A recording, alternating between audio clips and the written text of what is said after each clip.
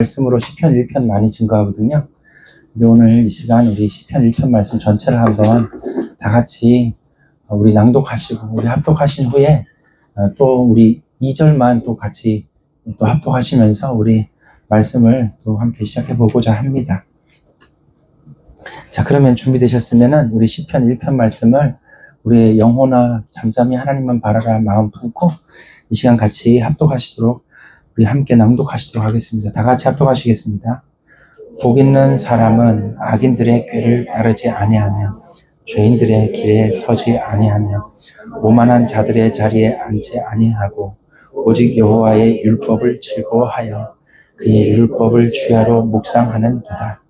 그는 시냇가에 심은 나무가 철을 따라 열매를 맺으며 그 잎사귀가 마르지 아니함 같으니 그가 하는 모든 일이 다 형통하리로다. 악인들은 그렇지 아니하며 오직 바람에 나는 겨와 같도다. 그러므로 악인들은 심판을 견디지 못하며 죄인들이 의인들의 모임에 들지 못하리로다. 무릇 의인들의 길은 여호와께서 인정하시나 악인들의 길은 망하리로다. 아멘. 우리 2절 말씀 한 번 더 시작. 오직 여호와의 율법을 즐거워하여 그의 율법을 주야로 묵상하는도다. 아멘. 그렇죠. 여기 율법을 즐거워하고 율법을 묵상한다. 이 율법이 뭐겠습니까? 바로 613개의 율법 조항이 되겠습니다. 또 창세기, 출애굽기, 레위기, 민수기, 신명기의 그 모세오경의 말씀이 바로 이 율법이 되겠죠. 토라. 하나님의 가르침, 토라가 됩니다. 오직 여호와의 율법을 즐거워하는 것이 이것이 우리의 삶을 시냇가에 심은 나무와 같이 형통하게 만든다. 여러분, 삶의 형통함을 누리고 싶으면 어떻게 해야 될까요? 그렇죠. 이 율법의 613개의 말씀과 또 예수님의 그 십자가의 그 가르치심과 걸어가신 그 길을 우리가 기뻐하고 즐거워하면서 그 십자가를 묵상하고 또 613개의 또 모세오경 토라의 그 말씀을 주야로 묵상하는 그것이 바로 우리가 형통한 길을 걷는 그런 삶이 되겠습니다. 그렇게 율법을 즐거워하고 묵상하면 어떤 일이 일어나느냐? 악인들의 꾀를 분별합니다. 또 죄인들의 길에서 이거 아닌 것 같은데 깨닫게 됩니다. 그 다음에 오만한 자의 자리에 앉지 않게 됩니다. 여러분이 율법 가운데 거하면 이렇게 올바른 길을 하나님의 성령이 가르치사 알게 되고 우리가 흔들리지 않게 되고 오직 소망을 얻게 됩니다. 이렇게 우리가 걷게 된다. 자, 그래서 잎사귀가 마르지 않고 열매를 맺으며 형통한 축복을 얻게 된다. 그리고 제가 볼 때 6절이 가장 큰 복인 것 같아요. 6절. 시편 1편 6절에 보니까 뭐라고 되어 있습니까? 의인들의 길을 누가 인정하신다고요?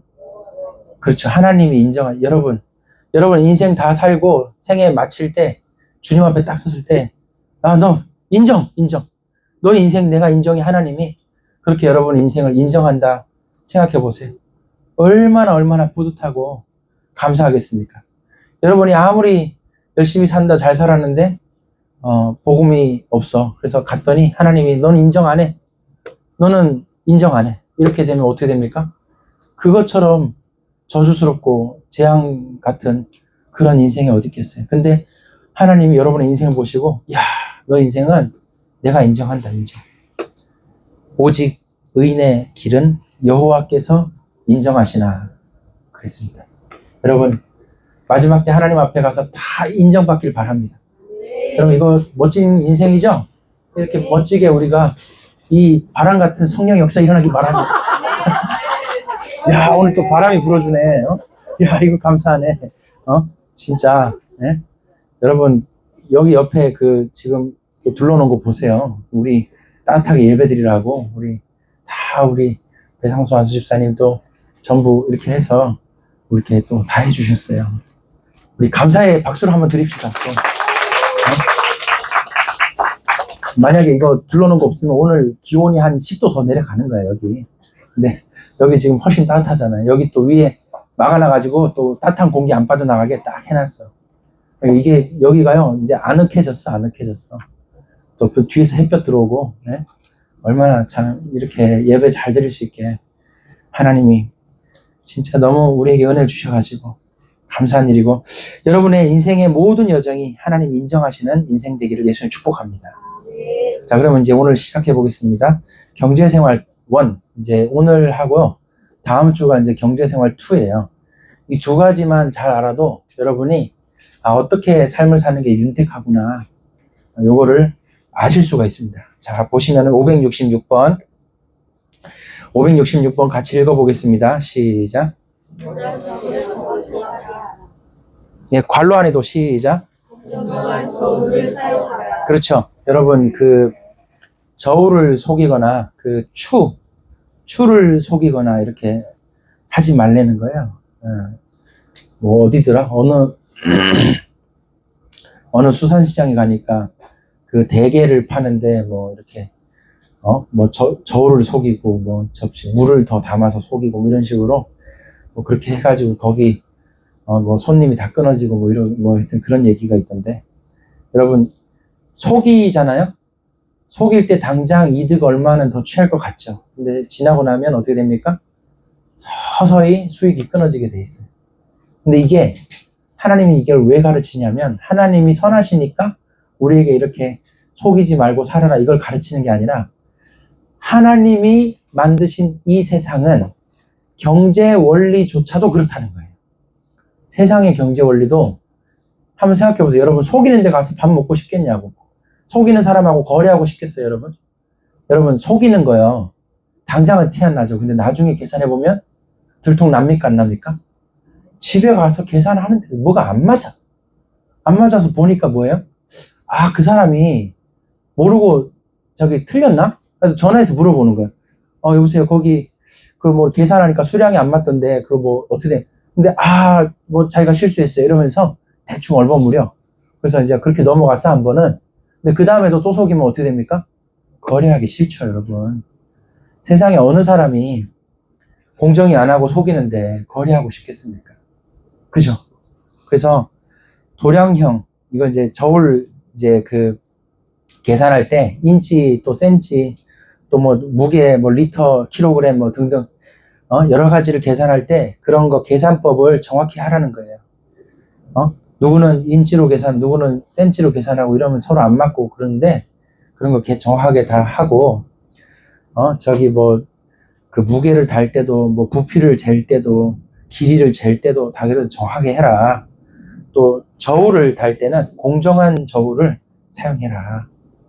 여러분, 공정히 하는 게 단순히 하나님이 선하신 공의 하나님이시니까 하는 게 아니고, 실제 욕심 많고 죄악 많은 인간들도 공정히 하는 게 이게 맞다는 거예요. 죄악이 있으니까 불공정하게 하면 잘 될 것 같은데 더 안 된다 이거예요. 죄 많은 인간도 하나님을 닮은 게 아직 남아있어 갖고 공정이 안 되면 되게 싫어합니다. 그러니까 566번 경제원리에 지금 여기 566번부터 77번까지 무려 11개가 공정하게 해야 된다, 거래를. 이걸 무지막지하게 강조를 해놨습니다. 567번도 보니까 도량형을 속이지 말라. 568번 거짓된 추를 가지지 마라. 여러분, 똑같은 크기의 추가 생겼는데 이 추는 한 10g 빠져났어. 저 추는 10g 더 늘려놓은 거야. 어떤 추는 청동으로 해놓고, 어떤 추는 쇠로 해놓고, 어떤 추는 플라스틱 같은 걸로 이렇게 절묘하게 해놨어. 자기 원할 때마다 추를 다르게 해가지고 가볍게 달기도 하고 무겁게 달기도 하고 이래가지고 자기 은근히 이득 보게 했다 이거예요. 이거 안 들킬 것 같아요? 나중에 다 눈치챕니다. 여러분, 꼬리가 길면 어떻게 된다고요? 잡히지. 그렇지, 잡히지. 다 아시네. 꼬리 길면은 잡히지. 여러분, 다 들켜요, 여러분. 사람이 다 인생 뭐 한두 해 사는 것도 아니고 다 그게 거기서 거기고 뭐 어떻게 떼먹고 다 안다고. 그거를 왜 몰라, 여러분. 그러니까 모를 것 같다 생각하지 마세요. 다 알게 돼 있습니다. 그게 죄악된 인간이어도 더 그래요, 더 그래. 그러니까 공정한 거래는 단순히 하나님의 공의 때문에 공정한 거래를 해라를 넘어서서, 당연히 하나님이 그러신 분이 우리 그 하나님 믿으니까 그렇게 해야 되지만, 심지어 죄악을 자신의 탐욕을 따르는 자라도 심지어 우상숭배자라도 공정을 원한다 이거예요. 그러니까 여러분 이게 그 경제에 복을 받는 아주 중요한 첫 번째 원칙이다. 569번 거래에서 속이지 마라. 네? 정말 속이는 방법도 다양하겠죠. 누가 몰라서 안 합니까? 그런 거 하지 말라는 거예요. 속이지 말고 정당하게 공정하게 해라. 누가 저에게 이제 제가 일을 하고 누가 저에게 돈을 보내야 되는데 이제 일한 대가 이제 보내야 된단 말이죠. 근데 안 주더라고. 그래서 이제 띄워본 적이 있어요. 근데 그런 거 볼 때 야, 진짜 되게 뼈 아프대요. 누구는 다 내 비용 써가면서 일을 했더니 그거 대금 결제가 안 되니까 야, 이거 진짜 떼이는 거 되게 이거 힘들 거구나 이렇게 느껴본 적이 있는데 여러분 이 거래에서 속이지 말라. 예, 이거 중요한 말씀이고 570번 거래에 있어서 남에게 손해를 입히지 마. 이거 중요합니다. 한번 줄쳐놔 보세요. 거래의 기본 원칙 중에 하나가 공정하게 해라가 이제 가장 중요한 원칙이잖아요. 근데 조금 더 나아가서 남에게 손해를 입히지 않도록 해라는 거예요. 남이 조금이라도 더 이득 보게 거래를 하래요. 그럼 어떻게 됩니까? 그 사람 복을 받아요. 이거 굉장히 중요한 경제의 원리 중에 하나입니다. 예를 들어서 여러분이 옆집 가게는 물건을 10,000원에 팔어. 근데 여러분이 물건을 20,000원에 팔어. 근데 훨씬 더 만족스럽게 판다 이거야. 10,000원짜리 사는 것보다 20,000원짜리 사는 게 훨씬 품질도 좋고 만족스럽다. 그렇게 이득을 보게 만들어라 이거예요. 돈을 좀 비싸게 받아도 그 이상으로 내가 이게 10,000원짜리보다 이거는 한 3, 4만 원 주고 사도 될 건데 야, 이거 훨씬 좋네. 그렇게 이제 하라는 거죠. 그래서 남들이 볼 때 여러분이 어떤 물건을 만들거나 팔거나 또 여러분이 어떤 서비스를 제공할 때 아, 내가 정말 이득 봤다. 이거는 이 금액 내고 사는 게 이건 완전히 해자다, 해자. 너무 이득 봤다. 이렇게 느끼게 만들어라. 라는 거죠. 이런 게 굉장히 중요한 얘기입니다. 이게 사실은 모든 수익을 증대시키는 방법 중에 하나예요. 모든 사람은 다 자기 욕심이 있기 때문에 내가 더 이득 봤다 생각해야지 그걸 더 이제 구매하고 더 산다. 그래서 여러분들이 이거를 꼭 물론 잘 알고 있는 원칙이다 생각하겠지만 이거를 꼭 또 명심하시기 바랍니다. 자, 571번도 보니까 채무를 여기 이제 채무 얘기 나오네. 채무를 부인하지 말라. 내가 돈을 빌렸잖아요. 돈 빌린 거를 내가 언제 빌렸는데 이렇게 안 빌렸다고 떼어 먹거나 또는 조금 덜 갚았는데 다 갚았다고 말을 바꾸거나 뭐 여러 가지 뭐 그런 식으로 이렇게 정말 치사하게 하지 말라는 거예요. 그 뭐 제대로 안 적어놨다고 치사하게 돈 떼먹고 이렇게 하지 말라. 그 200억 정도 로또 200억 정도인가 로또에 한번 당첨된 사람 뉴스 기사 난 거 봤는데 언젠가 로또에 200억이 당첨된 적이 있대네요. 뭐 많이 돼봐야 50억인데 어떻게 된 게 그 사람은 한 200억 당첨이 됐대요. 그런 것 같아요. 근데 그 200억 당첨된 그 사람이 그 당첨된 사람이 그 돈을 이제 일단 아파트를 하나 사고 그 다음에 친척들한테 다 뭐 5천만 원씩인가 베풀고 뭐 그것도 뭐 적으면 좋고 많으면 많을 텐데 베풀고 그 다음에 이제 투자한다고 몇십억 넣고 또 이제 자기가 돈 다 들고 있기가 부담스러우니까 이제 세금 관계도 있으니까 진짜 친한 친구한테 말로 그냥 뭐 거의 50억 되는 돈을 맡겼다는 거예요. 진짜 친한 친구한테 뭐 서로 뭐 증을 쓴 것도 아니야. 그냥 말로 해서 맡겼는데 저 주식 투자한 거는 어쨌든 다 날려먹고 하여튼 뭐 3년 정도 뒤에 싹 다 말아먹었더라고요. 사업에 투자한 것도 다 날려먹었고 그 다음에 친척들 준 것도 다 그냥 준 거니까 끝났고 근데 이제 남은 게 그 친구한테 맡겨둔 돈이에요. 친구야 내가 이제 그 돈을 좀 일부를 찾자 얘기하니까 언제 줬냐는 거예요. 친구가 그 친한 친구가 너가 나한테 언제 그 돈을 줬냐 난 받은 적이 없는데 이렇게 떼먹더라는 거예요. 그래서 법원을 갔대요. 어떻게 됐을까요? 근데 기사 읽으니까 그 돈 못 찾더라고. 그래서 써놓은 것도 없고, 친구도 잡아떼니까 증명할 길이 없어가지고 결국 돈 떼이고 끝났어. 그래서 이제 그 사람은 준 적이 없는 걸로 그렇게 소송이 끝났더라고요. 그게 아주 수년 전이니까 몇 년 동안 소송을 했나 봐. 결론은 그냥 없는 걸로 끝났어. 그래서 결국에는 그 많은 돈을 잠시 잠깐 조금 써보고, 그리고 다 날려먹고 없더라. 이제 이런 이제 뉴스 기사인데, 그런 걸 읽어볼 때, 물론 이제 참 그 사람이 지혜롭지 못했다 이런 생각도 들지만, 그 떼먹은 친구가 참, 이제 이 사람 참, 그렇다. 이런 이제, 떼먹은 친구에 대해서 생각이 많이 들더라고요. 채무를 부인하지 말라. 돼 있는데, 우리가,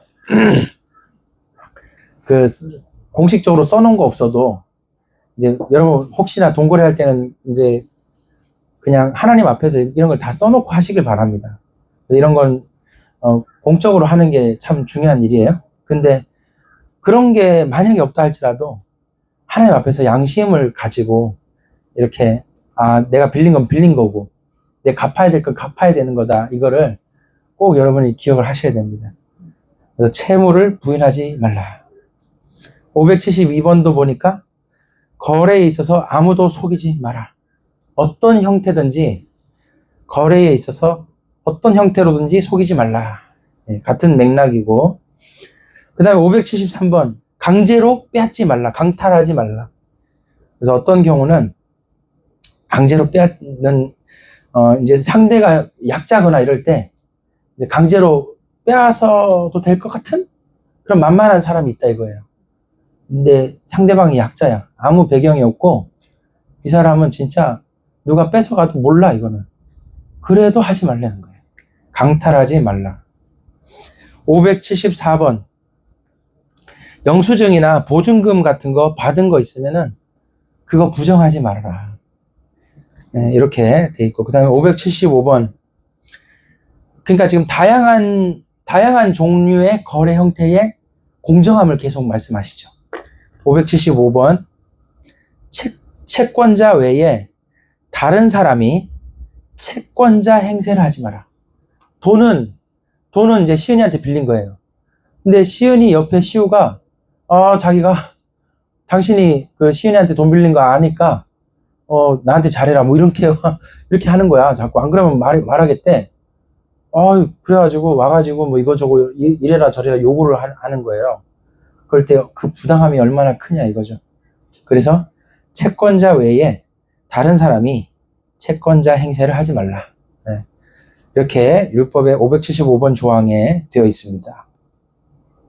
576번 이거 되게 중요한 조항인데, 토지를 영구히 팔지 말라 이렇게 돼 있어요. 그러니까 여러분 우리나라는 토지를 소유하죠. 근데 이스라엘은 토지를 소유를 할 수 없다 이거예요. 그러면 이게 뭐냐? 그냥 토지를 소유는 안 되고 토지 사용권이야. 사용을 하는 거예요. 근데 지금 중국이 이렇게 하는데, 근데 우리나라는 뭐 부동산을 소유하죠. 근데 여기 이제 이 말의 핵심은 그거예요. 뭐냐면은 토지에 그 원주인이 있다는 걸 기억을 하라는 거예요. 토지에. 부동산에는 동산 말고, 움직이는 재산 말고 움직이지 않는 재산, 특히 땅하고 건물에는 원래 주인이 누구라고요? 하나님이라는 거예요. 하나님. 자, 내가 월세를 살든 전세를 살든 내가 매매로 내가 그 실소유자이든 간에 내 등기 띄면 내 이름 나온다 그러든 간에 그 원래 이 땅의 주인은 하나님이시다를 인정하시라 이 말입니다. 그래서 이거를 성경을 가르친다.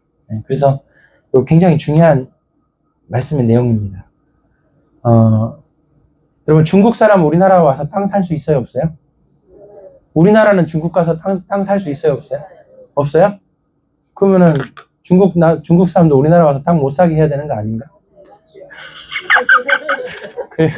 그러니까 말이요. 여러분 중국 사람도 우리나라 와서 국민건강보험 타가요 안 타가요? 우리나라 중국 가서 건강보험 돼야 안 돼? 안 돼? 그러면 중국 사람도 하지 마라 그러지. 왜 그 해서 그 사람 작년엔가 한 3조 타먹었던데, 중국 사람들이. 왜 그렇게 타먹고 가고 그래?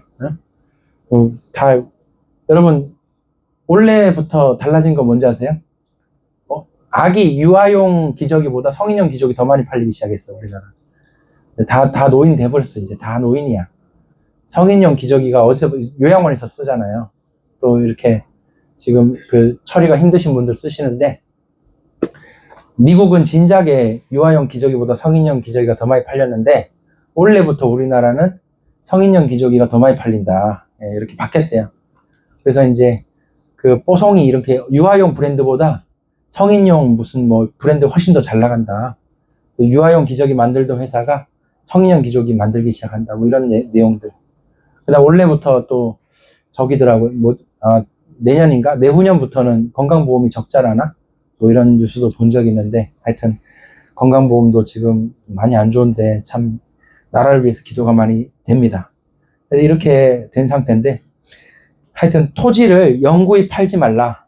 원래 대한민국 땅은 대한민국 거지, 이거 해외에 누가 사가지고 이 땅이 그 나라 사람 땅이 되지 안 된다는 거죠. 그렇게 이해를 하시면 좋겠고, 그 다음에 이제 중요한 거, 토지의 경계표를 이동하지 말라 이거죠. 여러분, 등기에 선 딱 그어져 있는 게, 그 지적도에 선 그어져 있는 게 그걸 딱 지켜야지, 얍실하게 담벼락 한 3cm 이동해서 딱 쌓고 이러면은 안 된다. 이런 식으로 이제 말씀하고 계십니다. 저도 이제 그 일 때문에 여러 업체에 가보면, 여기 골목 안에 이제 업체가 있어요. 큰 차 막 5톤 차가 들어가야 되는데, 꼭 입구에 있는 그 업체가 자기 땅이라고 꼭 그 코너 돌 때 전봇대 하나 박아놨어. 담벼락을요, 딱 그렇게 해놓은, 그러니까 그 차 때문에 얼마나 어렵게 5톤이 이제 제대로 못 들어가고 이러는데, 그 이제 안에 있는 업체 사장님한테 얘기를 하는 거죠. 아니, 저 입구에 있는 업체가 좀 이렇게 하면 되지 않냐고 얘기하니까 절대로 안 해준다는 거예요. 그래서 참 이게, 실제로 길은 이렇게 길인데, 지적도에 자기 땅이 그 길을 일부까지 다 먹는다고 그걸 그렇게 해놨더라는 거예요. 그래서 참 이게 같이 사람 사는 게, 그런데 물론 맞는데 그렇게 다 그렇게 자기 땅이라고 다 그렇게 연두색으로 펜스 다 쳐놓고 울타리 다 쳐놓고 차도 제대로 업체들이 못 다니게 이렇게, 참 이게 맞나, 그런 생각도 많이 들더라고요. 여러분, 우리가 같이 살아가는 세상인데, 일단 상대방을 속이지 않고 상대방이 뭐라도 좀 더 도움이 되도록 그렇게 공정한 거리를 추구할 때 하나님의 복을 받을 뿐만 아니라 세상 사람들에게도 칭찬을 듣지 않겠습니까? 여러분, 이렇게 하시고, 특히 여기 땅에 관련된 얘기가 요 576번, 577번 이렇게 두 개 나오는데, 이 부동산 이 소유 관계해서 이제 이런 것들을 좀 깊이 연구하고 이해를 하실 필요가 있어요. 그래서 이 동산 말고 부동산은 조금 이 소유와 소유 개념이 조금 다를 수 있구나. 이런 것들을 좀 이해를 하셔야 되고, 자, 그렇게 됩니다. 자, 그 다음에 이제 이자 편입니다. 578번. 자, 읽어보겠습니다. 578번 읽어보겠습니다. 시작. 네. 여러분, 이자 받기 위해 돈을 빌려주는 사업이 있어요. 그 세 글자로 무슨 업이라고 할까요? 네, 사채. 주위 대부업? 그렇죠. 이제 그렇게 얘기할 수 있고, 이제 요게 발달해서 이제 금융업이 되는 거예요. 금융업. 네. 그래서 갑자기 고리 대금 나오고 사채 나오고 지금 달러돈 나오고 지금, 예, 그렇죠. 예. 여러분, 이거 금융업이 이제 이자를, 여러분, 은행이 정부 기준금리가 3%다. 정부 기준금리가 3%면은 3%짜리 해가지고 이제 국채 발행해서 국채 사주고 이 돈을 받는단 말이에요. 그렇게 이제 정부 한국은행에서 이렇게 돈을 받으면은 그 기준금리가 3%예요. 그럼 은행은 대출금리가 얼마예요? 딱 2%, 마진이 딱 2%야. 국민은행 우리은행이 그 마진이 2%입니다. 그래서 우리한테 빌려줄 때 5%가 되는 거예요. 기준금리가 3%면은 우리한테 빌려줄 때 2% 마진 먹고 5%에 빌려준다 이렇게 되는데, 이제 결국에는 이제 현대 사회는 이자를 이게 안 넣을 수가 없죠. 이렇게 해서 이제 금융업이 발달했고, 여러분 전 세계에서 가장 금융업에 많이 종사하는 사람이 어느 민족이라고요? 그렇죠. 이스라엘 그 유대인들이 이제 금융을 다 장악을 했다. 예, 그래서 뭐 세계에서 가장 큰 자산 운용사 블랙락이나 무슨 많이 있죠, 여러분. 그런 데들이 전부 유대인들이 그렇게 하는데, 이 사람들은 이제 이자를 받기 위해 돈을 빌려줍니다. 근데 여기 지금 쭉 읽어보시면 여기 나와 있어요. 581번 타국 사람에게는 이자를 받아라 돼 있죠. 그래서 유대인들은 그 금융업을 이제 율법을 공부를 하도 심도 있게 하다 보니까 이 금융업이 되게 발달을 하게 된 거예요. 이거 그 타 민족에게는 돈을 빌려줄 때 이자를 받을 수 있겠구나 이렇게 해서 5%, 10%, 15% 이제 그 적정한 선을 자꾸 찾아서 연구를 하는 거예요. 이게 복잡한 금융 그 펀드 만들고 무슨 해치 펀드 만들고 여러 가지 투자 주식 운영하고 그다음에 채권 시장 운영하고 이런 거 있잖아요. 그 복잡한 걸 전부 다 유대인들이 다 세팅을 한 거예요. 그렇게 해서 이제 이걸 다 만들었는데, 근데 이제 중요한 건 이제 자기 나라, 자기 유대인들한테는 이자를 받지 않고 돈을 빌려주는 제도가 있다는 거예요. 그럼 여러분, 우리한테도 한번 적용을 해봅시다. 여러분이 누군가에게 돈을 빌려줄 만큼 약간 여유가 있으시다. 그런 경우에는 정말 우리가 이렇게 이자를 받지 않고, 그러니까 내가 이득을 보기 위해 돈 빌려주지 말라 이 말이에요. 내가 이득을 보기 위해 돈을 빌려주지 말아라. 그 579번 나오죠. 가난한 자에게 돈을 빌려줘라. 그러니까 이것도 완전히 반대죠, 그죠? 여러분 원래 돈 빌려줄 때 누구한테 빌려줘요?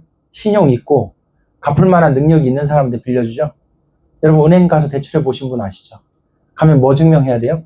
내 소득 증명해야 되고, 내가 얼마 버는지 증명해야 되고, 내가 이렇게 보증이 돼 있고, 내가 갚을 능력이 있으니까 빌려주십시오. 이렇게 해야 빌려주는 거 아니에요? 아니면 뭐라도 담보를 잡든지. 그렇게 하는데, 여기는 오히려 하나님께서는 반대로 우리를 가르치시는데, 가난한 자에게 돈을 빌려주래요. 그럼 가난한 자가 잘 못해서 가난한 것도 있고, 또 능력이 좀 부족한 것도 있겠죠. 근데 가난한 자에게 돈을 빌려줘야 그 사람이 재기를 한다는 거예요. 그래서 성경은 약자, 과부와 고아 이런 사람들, 그리고 또 가난한 자에게 돈을 빌려주는 거, 이런 것들을 오히려 가르칩니다. 방글라데시 아시죠? 방글라데시 나라 아세요?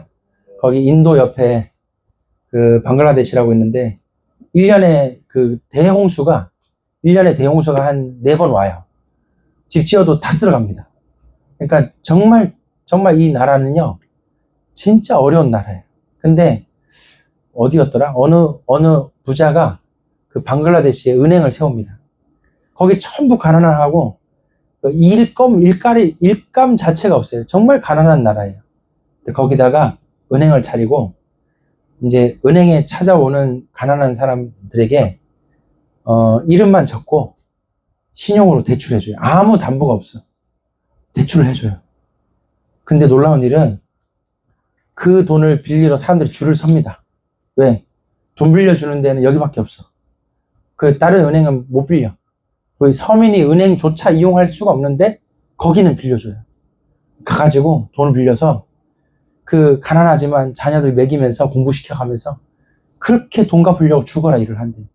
근데 놀라운 사실이 있습니다. 뭐냐면 방글라데시에 가난한 사람들이 와서 돈을 빌려줄 때 보증 없이 담보 없이 그냥 이름 석자 적고 빌려주는데, 거긴 석자가 아니지. 하여튼 이름 몇십자 적고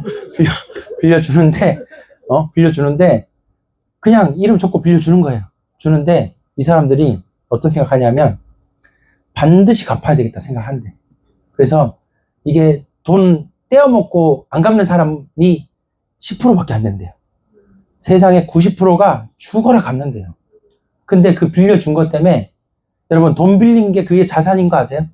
그게 부채가 아니라 부채도 자산입니다. 그래서 빌렸지만 그 빌린 돈이 자신에게 자산이 돼서 그걸 이제 그 시드머니, 그게 자기 이제 그걸로 시작을 하는 거예요. 그 빌린 돈으로 뭐라도 뭐 가게를 생선 가게를 하든지 뭐라도 이게 하는 거예요. 그걸로. 그래서 이제 악착같이 벌어다가 갚더라는 거예요. 그래서 이것도 엄청 옛날에 읽은 기사인데, 방글라데시에 어떤 부자가 자선사업 차원에서 은행을 차렸는데 거기서 놀라운 걸 경험했다, 뭐 이런 무슨 다이제스트 이런 데 실린 기사였습니다. 그래서 제가 보고, 야, 참 이게 가난이 진짜 사람이 무능해서 그렇게 할 수도 있지만, 대부분은 가난 자체가 재앙이 되고 저주가 돼서 일어나지 못하는데, 그런 사람에게 이 돈을 주니까, 빌려주니까 재개할 수 있구나, 이런 걸 이제 겪을 수 있었죠. 여러분, 우리나라 가난할 때 누가 도와줬습니까? 미국이 뭐 도와주고 물자 지원해주고 그렇게 한 거 아니에요, 여러분? 네. 여러분, 우리나라 노태우 대통령 때도 러시아에 돈 빌려준 적이 있습니다. 30억 달러. 그 당시에 엄청 큰 금액이에요. 30억 달러면 얼마야, 이게? 하여튼 엄청나게 큰 금액인데, 그걸 빌려줬는데 러시아가 갚았어요, 못 갚았어요? 못 갚았죠. 못 갚아가지고 러시아가 뭐라고 한 줄 아세요? 못 갚았는데 우리나라에 있는 탱크랑 저기 비행기랑 뭐 미사일 이거 몇 개 있는데 그거 가져가면 안 되냐? 그걸로 퉁치자. 이렇게 얘기를 한 거예요. 그래서 그때 탱크랑 헬리콥터, 그 다음에 미사일, 비행기 그냥 가져왔어요. 러시아제. 옛날에 러시아가 아니고 뭐예요? 소련 거. 노태우 때는 소련이었습니다. 소련제를 가져왔어요. 그러니까 노태우 정부가 소련에게 30억 달러 빌려준 거예요. 근데 소련이 망해버렸어. 그러니까 소련 이후에 러시아가 생겼는데 러시아가 못 갚겠대. 그럼 이제 근데 러시아가 소련제 무기들을 그냥 준 거예요. 탄약하고.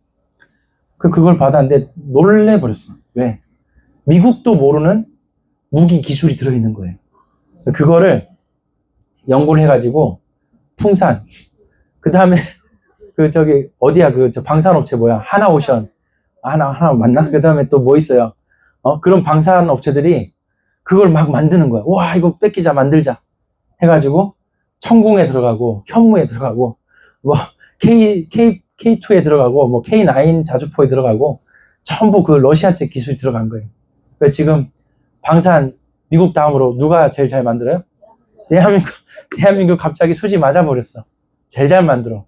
그게 바탕이 된 기술이 러시아제 무기들 그거 그냥 가져오는 바람에 그걸 세세하게 분해해보고 뜯어보면서 다 이제 그 기술 찾아낸 거예요. 그렇게 해서 만들었다.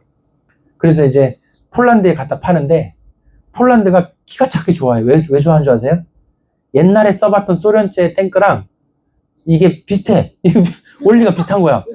근데 미제보다 좋아. 그러니까 이 폴란드가 우리나라 탱크 사보고 기가 막히게 되는 거야. 야, 이거 진짜 작품 나왔다 이거지. 그래가지고 사가더라. 이렇게 해서 뭐 하여튼 그렇다고 합니다. 여러분, 가난한 자에게 돈을 빌려주는 것이 당장은 떼이고 못 받고 뭐 손해 볼 것 같지만 하나님의 경제 원리는 뭐다? 그게 손해가 아니다라는 거예요. 그래서 여러분, 하나님 앞에서 돈 떼어 먹으면 그건 사기 맞습니다. 그러나 너무 혹시 떼어 먹을 거 아니까 너무 겁내지 말고, 혹시 불우하거나 가난하거나 좀 어려운 분이 있으면 빌려줄 수 있으면 좀 빌려줄 수 있는 그런 은혜가 여러분에게 있길 바랍니다. 예. 교회 안에서 돈 빌려주고 이런 거 참 예민하고 힘든 문제인 거 압니다. 쉽지 않은 문제예요. 교회 안에서 이렇게 돈 거래가 있어가지고 결국에는 이제 의가 상해서 또 성도 중에 누가 교회를 떠난다거나 뭐 이런 경우도 보긴 봤는데 안타까운 일이죠. 근데 여러분, 대부분은 우리가 서로 사랑한다는 거는 돈은 절대 줄 수 없고 돈 거래는 절대 안 하고 말로만 사랑해 또 이럴 수는 없잖아요. 그러다 보니까 우리가 서로의 어려움을 알고 이럴 때는 또 도와줄 수 있으면 도와줘야 되는데 참 쉽지 않은 문제죠. 그러나 여러분 정말 기도하시면서 또 필요하면 또 도와야 되고 뭐 그런 거 아니겠습니까? 그래서 여러분들이 이런 거는 참 진짜 기도가 많이 필요한 것 같아요, 여러분. 우리가 어려움 당하는 것도 우리가 원해서 당하는 것도 아니고 또 어려움 당했을 때 일어날 길도 사실은 이제 우리가 서로 돕지 않으면 또 일어나기 어려울 수가 있거든요. 여러분들이 이런 걸 잘 기억하시고 가난하고 어려운 사람에게 돈을 빌려주는 것은 참 하나님이 이렇게 율법 조항에도 정하실 만큼 참 중요한 일이구나 이런 걸 우리가 좀 생각해 볼 수 있고 또 하나 여러분 부탁드리고 싶은 건 여러분이 누군가에게 구워줄 수 있고 빌려줄 수 있을 만큼 조금 여유로운 사람 되시길 예수님 축복합니다. 우리가 좀 물론 다들 먹고 살기 힘들죠. 그러나 그래도 누군가 이렇게 필요하다면은 정말 기도로 좀 도와줄 수 있는 이런 기도하면서 도와줄 수 있는 그런 사람이 되면 참 좋겠다. 자, 이런 부분입니다. 그 다음에 이제 582번 582번 안식년에는 이웃의 채무를 면제하라. 야, 이거 참 중요하죠. 7년마다 한 번씩 돌아오는 안식년이 있는데 그 안식년이 되면은 그냥 채무를 다 면제해 주래요. 그러면 이제 빌려준 사람이 손해 아니겠습니까? 근데 583번에 이런 조항이 있어요. 안식년이 가까워 올 때 대출을 원하는 자에게 일부러 빌려주지 않으면은 안 된다. 그러니까 안식년에 못 받을 거 알아도 그래도 일부러 막 안 빌려주거나 그렇게 하지 말라고. 그래도 빌려주라고. 이렇게 얘기를 한다는 거죠. 자, 여러분, 부자가 어려운 일을 만날 때 부자가 힘들겠어요? 가난한 자가 힘들겠어요? 세상, 먹고 살기 힘들고 기근이 들면 부자는 그래도 곳간에 먹을 게 있는데 가난한 사람은 없거든요. 경주 최씨 얘기 아시죠? 경주 최씨가 나라에 기근이 왔는데, 조선 말기 때인가? 기근이 왔는데, 전부 가난해서 막 굶어 죽는 사람이 생겨요. 근데, 오직, 굴뚝에 연기 나는 집은 경주 최씨 90칸 있는 대골집에 그 집만 굴뚝에 연기가 밥을 한다 이거지. 그러니까. 거기만 곡식이 있고 밥을 하는 거예요. 근데, 동네 사람들이 볼 때 저 집은 연기 나는데 얼마나 그게 힘들겠냐. 그래서 경주 최씨는 대궐에 굴뚝을 어떻게 지었어요? 굴뚝을 굉장히 낮게 지었어. 그래서 굴뚝이 하늘 위로 올라가는, 연기가 올라가는 거를 너무 죄송하게 생각한 거예요. 일부러 굴뚝을 낮게 지었어. 그래서 이 구들장 지나서 연기가 허리춤부터 연기가 나와요. 나와서 벽을 끄슬리면서 올라가. 그리고 어느 정도 담장 넘어 연기가 올라가면 연기가 많이 사라져. 그냥 연기 별로 안 좀 덜 나는 것 같아. 이렇게 이제 집을 개조해. 해서 대골집을 그렇게 다 지어놓고, 그리고 또 무슨 일을 했냐면, 나라에 이제 기근이 들면은 일부러 동네 사람들 어려운 사람 다 오라 그래. 오라 그래서 다 한 포대씩 나눠줘, 그냥. 다 그냥 나눠줘. 이 어려움을 다 같이 이겨냅시다 이러면서 나눠줘요. 그게 경주 최씨 부잣집 그런 얘기로 미담이 퍼져 나가더라고요. 그렇다고 해요. 그래서 이제 그렇게 나눠주더라. 그랬다고 합니다. 자, 여러분, 어려울 때 안 받을 거 알아도 나눠주고 이런 사람 돼야 됩니다. 이런 것들 중요한 말씀이고, 584번, 채무자가 갚을 능력이 없을 때 빚 독촉하지 마라. 갚을 때 되면 갚아달라 얘기하고, 독촉하지 말라 이렇게 돼 있습니다. 여러분, 요즘 시대는 더 각박한 이제 세상이 되잖아요. 근데 여러분, 우리는 나이를 먹어가고 그래도 각박하게 살지 맙시다. 세상이 아무리 각박하고 다들 자기만 챙길 줄 알아도 우리는 예수님 믿고 하나님 자녀니까 마음을 각박하게 쓰지 말고 인심에 마음에 이 넉넉함을 가지고 뭐 가진 거 별로 없어도 나눌 줄 아는 그런 저와 여러분 되길 예수님이 축복합니다. 급여. 자, 급여 얘기입니다. 585번 시작. 참 이것도 참 너무나 어떻게 하나님 이런 걸 다 명을 하셔서 이런 걸 다 적어 놓으셨는지 모르겠어요. 이거 진짜 중요한 얘기예요. 여러분, 없을 때는 제 날짜에 이게 돈 들어오는 게 굉장히 이게 진짜 이거 정말 진짜 도움돼요. 예, 너무 맞는 말씀이시고 586번 임금 지불을 지체하지 말라. 같은 말씀으로 이렇게 급여를 지불. 근데 여러분 사장 입장에서는 회사를 운영하는 오너 입장에서는 월급 날짜 돌아오면은 겁납니다. 야, 이거 언제 다 월급 다 맞춰주나. 야, 이거 우리 직원이 뭐 한 10명 되는데 월급 다 나가려면 이거 3천만 원 드는데 야, 벌써 월말 다가오고 25일 다가오네. 월급 줘야 되는데 큰일 났다. 이게 10일 전부터 사장은 고민이 시작이 되는 거야. 보통 문제 아니죠, 여러분. 그래서 막 대출 알아보러 다니고 막 그렇게 하죠. 근데 어쨌든 간에 그 근로자 또 이렇게 가난한 사람들을 급여를 제때 잘 지급할 수 있도록 해라. 이렇게 가르치고 계십니다. 우리나라는 제조업하기 쉬운 나라예요? 어려운 나라예요? 모르겠어요, 저도. 안 해봐서 모르는데. 근데 어려운 거예요. 우리나라는 참 뭐 하기가 어려운 것 같아. 근데 우리나라가 생각보다 제조업이 잘 돼야 잘 사는 나라인데, 여러분. 우리가 반도체를 설계를 합니까? 반도체 공장 지어서 반도체 만드는 소위 제조업이거든요. 파운드리, 그 제조업, 그 공장이고, 그 반도체 뿐이겠습니까? 뭐 여러 가지 그 제조가 많아. 물론 고부가 가치 산업인데, 뭐, 전부 제조를 다 뭐, 그 철강도 그렇고, 핸드폰도 만들어야 되고, 반도체도 그렇고, 그나마 조선 뭐 배도 잘 만들어야 돼. 근데 그나마 이제 뭘 잘 만들어, 우리나라가. 그래도 감사하게도 잘 만들어서 감사한데. 그래서 우리나라는 이제 제조업이 잘 돼야 되는 것 같아요.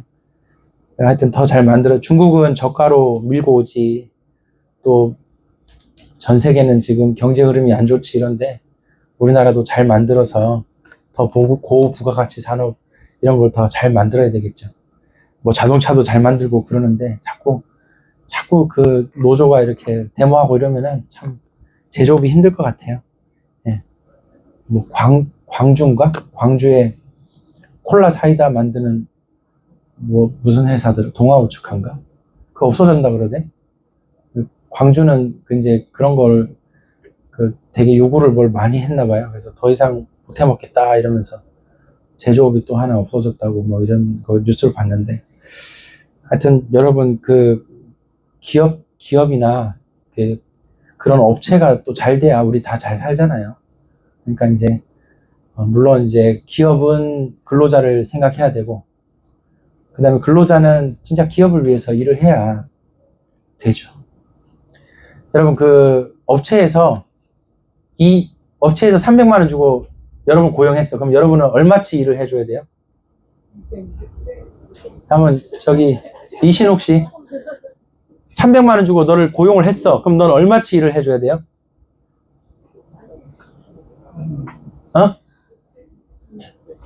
600만 원치 일을 해준다고? 예, 박수 한번 주세요, 여러분. 그렇지. 여러분, 300만 원 주고 근로자를 고용하면 기업 입장에서는 얼마를 수익을 내야 되는 거야? 지금 방금 말한 대로 600을 수익을 내줘야 300 근로비 급여 주고 하겠다는 거예요. 그러니까 내가 이 회사에 가서 300만 원치만 일해주면 돼. 그러면 안 되는 거예요. 300만 원 나를 고용해줬으면은 400, 500, 600만 원어치 일을 해줘야 된다 이 말이에요. 그래야 이제 그 회사도 이득을 보고 전체 운영이 되면서 뭐 필요하면은 추석이나 설날에 또 선물도 주고 상여분도 챙겨주고 뭐 그럴 거 아니에요, 여러분. 그러니까 이제 우리가 착각을 하기를 300만 원어치 고용했으면 난 300만 원만 일해주면 이거 착각이에요. 훨씬 더 일을 해줘야 그게 맞는 고용이다 이거죠.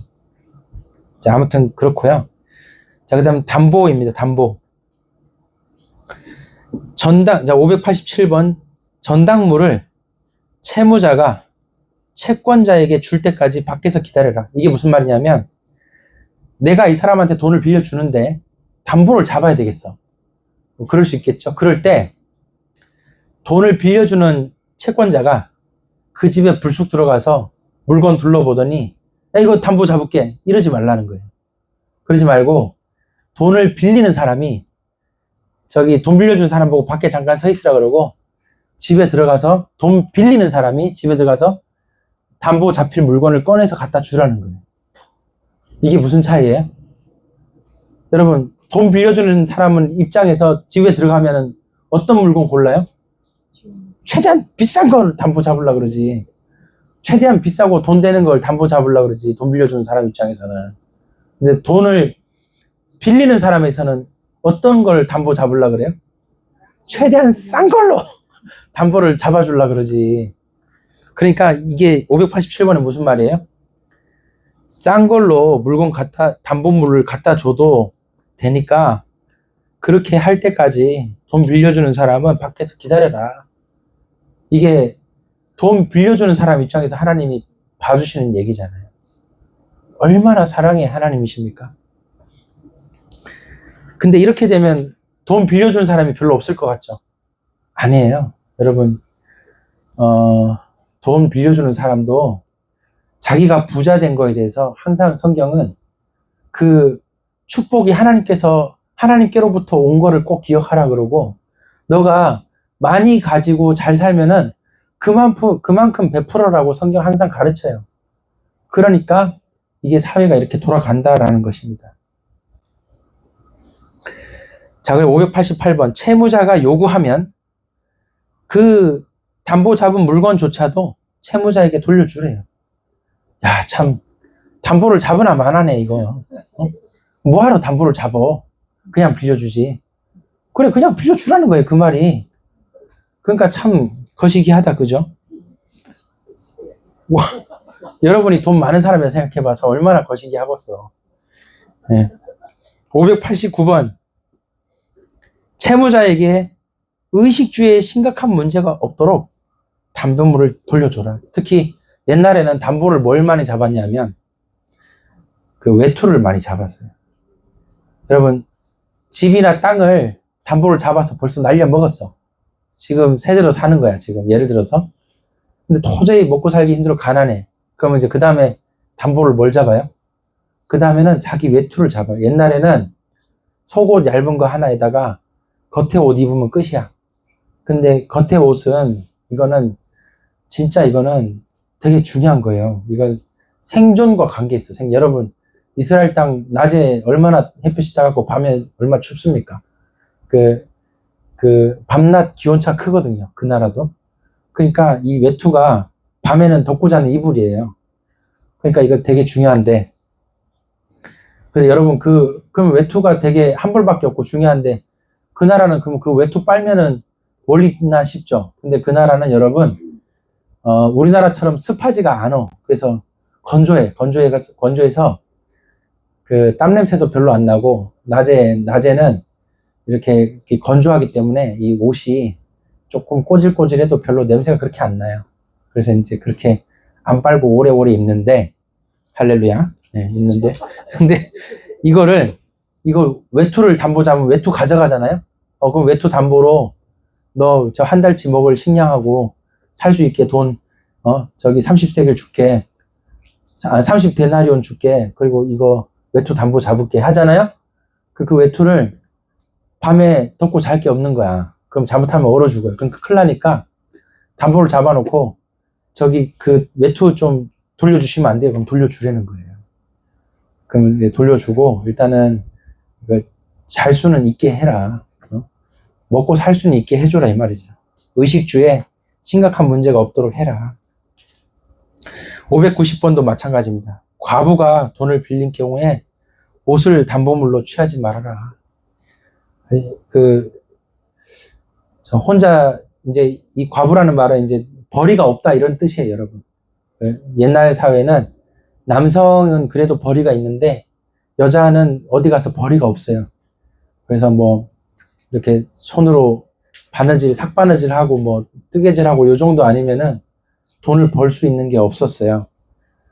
과부가 돈 벌이가 없는 사람이 돈을 빌릴 경우에 거의 마지막 재산일 경우가 옷이에요, 옷. 그 외투가 마지막 재산일 가능성이 있는데 그걸 담보로 취하지 말고 그냥 빌려줘라 이 말이죠.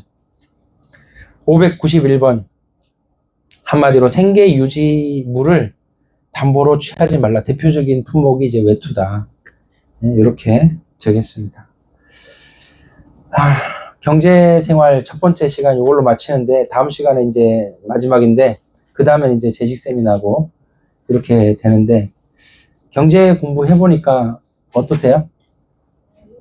이게 뭘 얘기하느냐? 하나님의 선하심, 그 공정하심 그런 게 그 다음에 하나님께서 그 경제적 약자를 얼마나 보호하시길 원하시는지 이런 걸 많이 느낄 수 있다. 많이 느낄 수 있는 그런 조항입니다.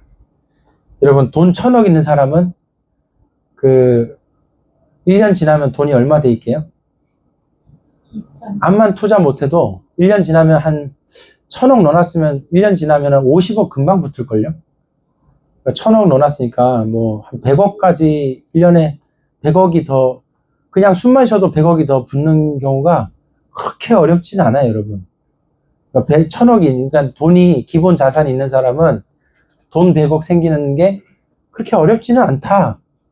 할렐루야. 네, 난 몰라. 그런 거 안 겪어봤는데 나도 1000억 있으면 좋겠다. 네, 근데 돈이 5천만 원 있는 사람은 1억으로 불리는데 어려워요, 쉬워요? 그쵸. 무지하게 어려워요. 여러분, 진짜 이게 돈 막 50만 원, 100만 원 이렇게 한 달에 100만 원 모으는 것도 얼마나 힘든데, 여러분. 이렇게 돈을 이렇게 불리는 거는 진짜 어렵더라. 그러면은 돈 1000억 있는 사람이 이렇게 주변을 돌아보고 노블리스 오블리제 이렇게 나눠주고 이렇게 하면 얼마나 좋아요. 근데 그것도 쉽지 않아요. 왜? 있는 사람이 원래는 더 가지고 싶은 마음이 커지는 거예요. 그러니까 그런 것들을 이제 성경은 가난한 자를 돕는 게 이게 남는 장사다 이런 걸 얼마나 많이 가르치는지 몰라요. 그 다음에 가난한 사람도 남 도움 받으면서 이제 계속 남 도움이나 바라면서 살면은 문제가 있겠죠. 근데 정말 하나님 사랑하고 이런 사람은 가난해도 남 도움이나 바라면서 살지 않고 누가 도와줬을 때 그 힘으로 일어서길 원하고 또 갚기를 원한다 이 말이에요. 그래서 이제 이렇게 이해를 하셔야 된다. 자, 그래서 결론은 하나님의 선하심을 여러분이 여러분의 경제 활동에 녹여내는 것이 이것이 굉장히 중요하다라는 겁니다.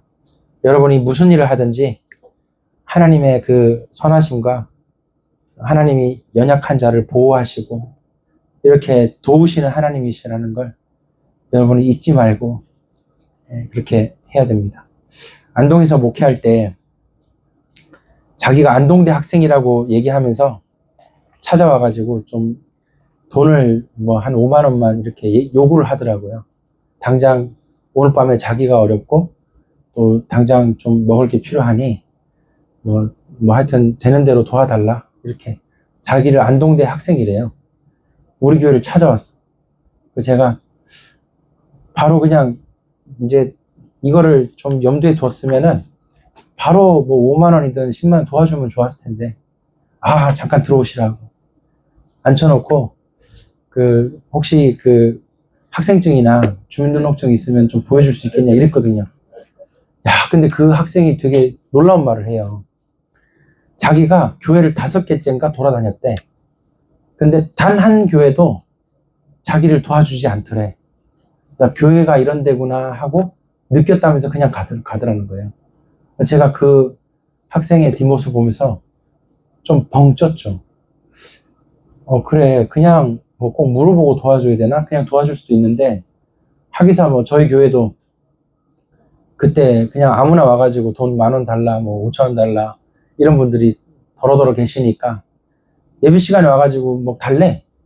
근데, 그러면 식사하고 가시라고? 이러면 또 식사는 안 해. 돈 10,000원 주면 그거 이제 막걸리 사 드셔야 되는데, 이제 그걸 이제 하고 싶은데 못하니까 그냥 돈만 달래. 그런 것들이 있으니까 이제 그 젊은 학생이 왜 꼬질꼬질한 그 배낭에 뭐가 많이 무겁게 뭐가 들었어. 근데 뭐 적어도 한 20kg는 돼 보이는 그 배낭에 빵빵하게 뭘 들고 그렇게 많이 걸어. 얼굴이 막 행색이 안 좋아요. 많이 걸었어. 아유, 참 피곤하겠다. 아유, 얘 도와드려야죠 하면서 혹시 학생증이나 좀 보여달라고 하니까 좀 얘기하다가 그냥 가겠다고.